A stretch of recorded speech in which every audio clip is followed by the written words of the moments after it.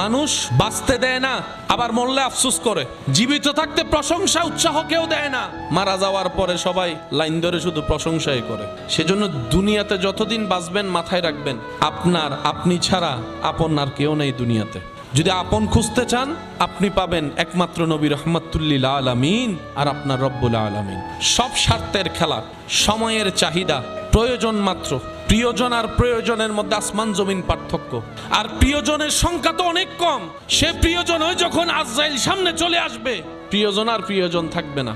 হাসরের যখন সওয়াবের কথা চলে আসবে, প্রিয়জন আর প্রিয়জন থাকবে না। কারণ মানুষ সবাই দিন শেষে নিজেরটাই ভালো বোঝার চেষ্টা করে, অন্যের মুখে হাসি কেড়ে নিয়ে হলো নিজে হাসার চেষ্টা করে।